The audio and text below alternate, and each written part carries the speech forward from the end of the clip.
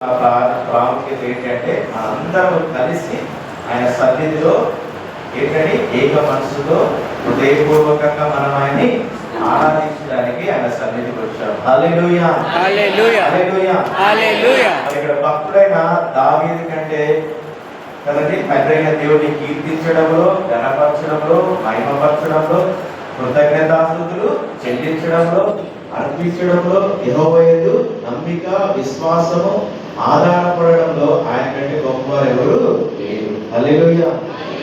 అలానే మనం తక్కువగా చేసుకోవాల్సిన అవసరం లేదు, కానీ వారిని మనం మాదిరిగా ఎగ్జాంపుల్ గా తీసుకోవచ్చు కదండి. అందుకే గొలియాత్ ఏం చేశాడైనా పడగొట్టండి. హల్లెలూయా. అంటే గొప్ప కదండి, అతని కంటే అతని స్థాయి కంటే మించింది పడగొట్టాలంటే ఎవరి మీద ఆధారపడాలి? యెహోవా యందు నమ్మిక కదండి. ఆయన ఏదో నమ్మిక వచ్చిన ఆయన ఎన్నడూ కూడా సిగ్గుపరచనీయుడు. హల్లెలూయా. ఎందుకంటే అందరూ అక్కడ సైడ్ చూస్తున్నారంటే ఎవరైనా వస్తారా? హల్లెలూయా. అటు చూడకండి, నన్ను కూడా చూడకండి, తండ్రి అయిన దేవుడిని చూడండి, మీ కొరకు ప్రాణం పెట్టిన యేసుని చూడండి. ఆయన మాత్రమే హెచ్చించబడాలనే ఒక మనసుతో కూర్చోండి. చంచలమైన మనసు కదా, ఈ మనసు కంటే ఏది పొందుకోలేదండి. హల్లెలూయా హల్లెలూయా. అంటే ఉంటే ఇక్కడ నుండు, లేకుంటే ఇంట్లో ఉన్న ఈ తలంపులు ఇక్కడన్నా ఉండాలి, లేకుంటే ఎక్కడో ఉంటే మాత్రం ఏం లాభం లేదు. హల్లెలూయా హల్లెలూయా హల్లెలూయా. హల్లెలూయా. అద్భుతం ఎక్కడ జరుగుతుందంటే మనం ఉన్న చోటే జరుగుతుంది. మనం ఎక్కడ ఉన్నాం? అద్భుతాలు జరిగే చోట. మన జీవితాలు అద్భుతాలు చేయలేదా? చేశారు. మొన్న చేసిన వాడు ఈరోజు కూడా చేస్తాడు. సో ఇక్కడ ఈ యొక్క గొప్ప వ్యక్తి దావీదు గారు ఈయన ఒక హృదయాన్ని అర్థం చేసుకున్నవారు ఏమని చెప్తున్నాడంటే, సహోదరులు ఐక్యత కలిగి నివసించుట.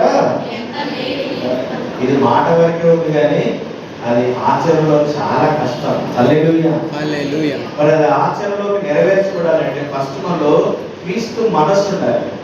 ఏముండాలి? క్రీస్తు మనస్సు ఉండాలి. అంటే క్రీస్తు స్వభావం మనలో ఉండి, వాక్యం మన హృదయంలో ఉండి, వాక్యానుసారంగా నేను వినడం కాదు, దాన్ని నా జీవితంలో అభ్యసించాలి అనుకున్న వారిలోనే ఆ మనసు ఏమవుతుందండి? తయారవుతుంది. హల్లెలూయా.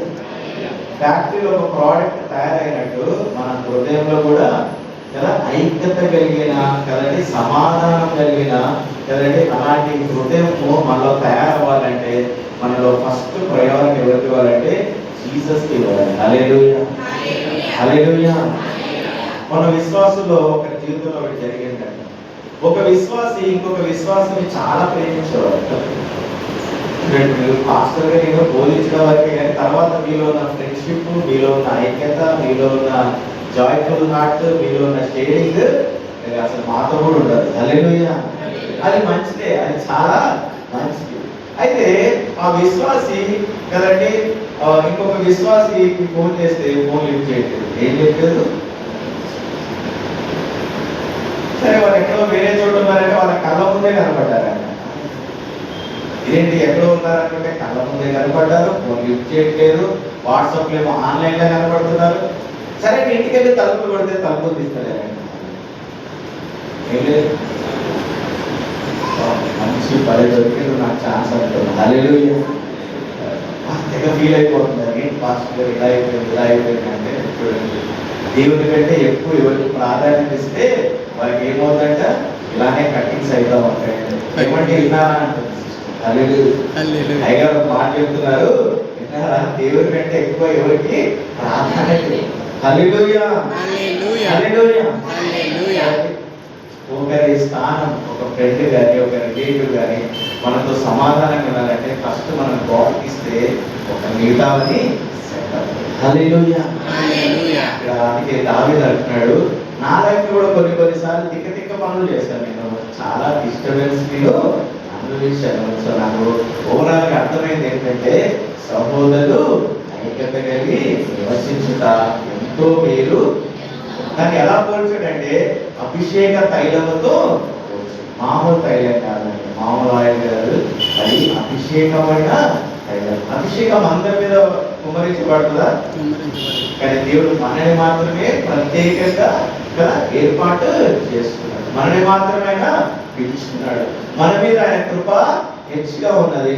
మనం ఆయన దృష్టికి కదండి కనుగుడ్డై ఉన్నాం. హల్లెలూయా. హల్లెలూయా. మనం కొడితే ఆయన్ని ముట్టినట్లే.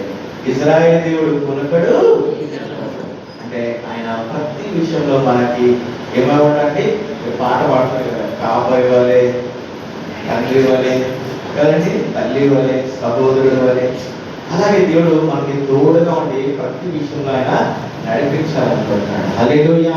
హల్లెలూయా. సో ఐక్యత చాలా ఇంపార్టెంట్ అండి. ఇప్పుడు మనం పాట పాడుతున్నప్పుడు కదా అటు ఇటు చూడొద్దు. మనం ఏంటంటే హృదయపూర్వకంగా దేవుని ఆరాధించినట్లయితే ఈ రోజు కావాల్సిన పరలోకపు మన్నా కదా, ఆత్మీయమైన అభిషేకము మన మీద ఆయన ఉపరిస్తుంది. హల్లెలూయా. హల్లెలూయా.